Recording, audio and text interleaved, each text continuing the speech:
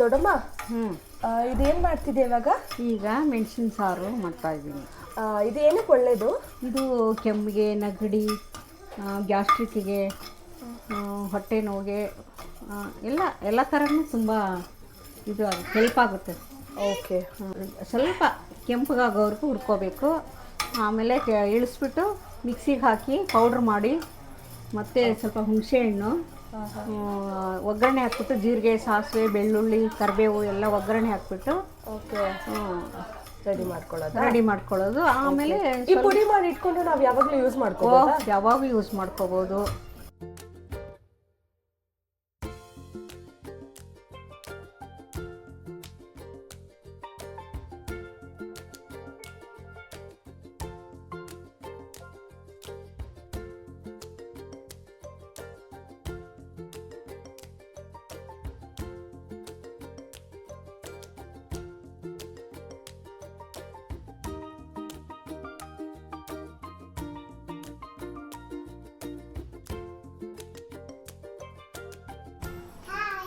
Hello, hi ಪುಟಾಣಿ. Okay, ಇವಾಗ ನೀನೇನು ತಗೊಂಡು ಬಂದಿದ್ಯಾ? ಇದು ತಗೊಂಡಿದ್ದೀನಿ, ಬೆಳ್ಳುಳ್ಳಿ. ವಾವ್, ಯಾರು ಬಿಡಿಸ್ಕೊಟ್ಟಿದ್ದು? ನಮ್ಮಮ್ಮ ಮತ್ತೆ ನಮ್ಮ ಬಾಲಮ್ಮ. ಓಕೆ, ಥ್ಯಾಂಕ್ ಯು ಪುಟಾಣಿ, ನಿಮ್ಮ ಸ್ಮಾಲ್ ಹೆಲ್ಪ್ಗೆ. ಓಕೆ, ಬಾಯ್. ಮತ್ತೇನು ಬಂದಿದ್ದು? ಇದು ಡಸ್ಟ್ಬಿನ್ಗೆ ಹಾಕ್ಬೇಕಾಯ್ತು ಅದಕ್ಕೆ. ಹೌದಾ? Okay, thank you. ನಾನು ಹಾಕ್ತೀನಿ. Okay, bye. ಬಾಯ್. ಈಗ ಒಣಗಿದ ಮೆಣಸಿನ್ಕಾಯಿ 1, 2, 4. ಓಕೆ.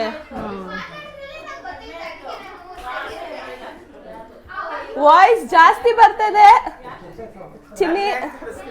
ಅಲ್ಲ ಸಂಗು, ಏನಂದ್ರು ಗೊತ್ತಾ, ನನ್ನಂತ ಷಟ್ಕ ಪಡಿಯೋ ಪುಣ್ಯ ಮಾಡಿರ್ಬೇಕು ಮೇಡಮ್ಮ. ಇವತ್ತು ಮೆಣಸಿನ ರಸ ಮಾಡ್ತಾ ಇದ್ದಾರೆ ನಮ್ಮ ಅಕ್ಕನ ಯೂಟ್ಯೂಬ್ ಚಾನಲ್ ಅಲ್ಲಿ. ಸೊ ನಮ್ಮ ಅಕ್ಕಗೆ ನೆಗಡಿ ಆಗಿದೆ ಅಂತೆ, ಅದಕ್ಕೋಸ್ಕರ ಮಾಡ್ಕೊಡ್ತಾ ಇದೆ ದೊಡ್ಡಿ. ತುಂಬ ಒಳ್ಳೆಯದು ಆರೋಗ್ಯಕ್ಕೆ.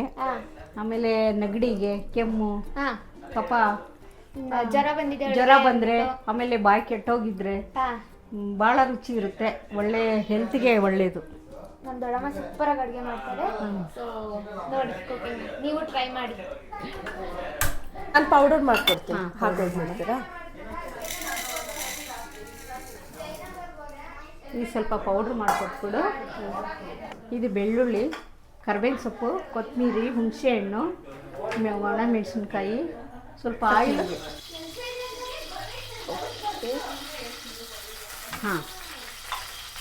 2-3 ಸ್ಪೂನು. ಓಕೆ, ಈಗ ಏನಾಗ್ತಿದೆ ದೊಡ್ಡಮ್ಮ? ಈಗ ಸಾಸಿವೆ ಸ್ವಲ್ಪ. ಓಕೆ.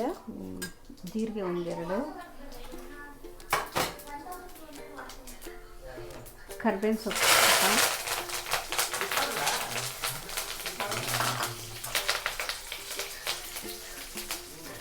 ಬೆಳ್ಳುಳ್ಳಿ. ಓಕೆ, ಸ್ವಲ್ಪ ಫ್ರೈ ಮಾಡಬೇಕು.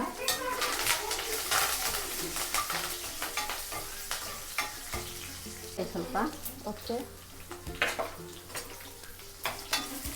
ಈಗಲೇ ಬೆಳ್ಳುಳ್ಳಿ ವಾಸನೆ, ಮೆಣಸಿನ್ಕಾಯಿ, ಕರಿಬೇವ್ದೆಲ್ಲ ಘಮ ಘಮ ಅಂತ ಬರ್ತಾ ಇದೆ.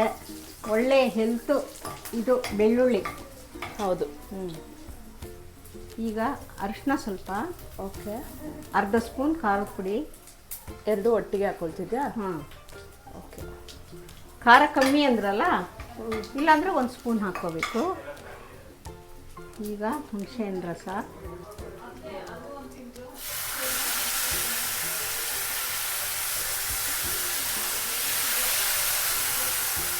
ಆಹಾ, ಎಷ್ಟು ಘಮ ಘಮ ಅಂತಿದೆ.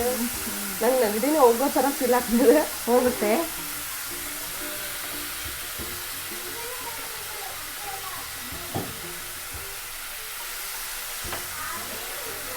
ಈಗ 1/2 ಚೆಂಬು ನೀರು.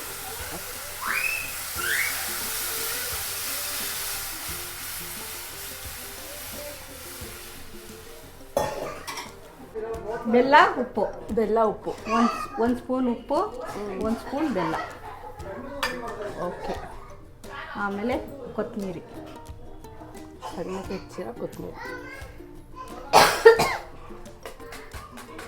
ಆಚೆನೆ ಇಷ್ಟು ಘಾಟ್ ಬರ್ತಿದೆ, ಒಳಗ್ ಕುಡಿದ ತಕ್ಷಣ ನಗಡಿನ ಕಿತ್ಕೊಂಡು ಕುದೀತಾ ಹೋಗ್ಬಿಡುತ್ತೆ. ಇರೋವಾಗ ಓಕೆ, ಪೌಡ್ರ್ ಮಾಡಿದ್ದೀವಲ್ಲ,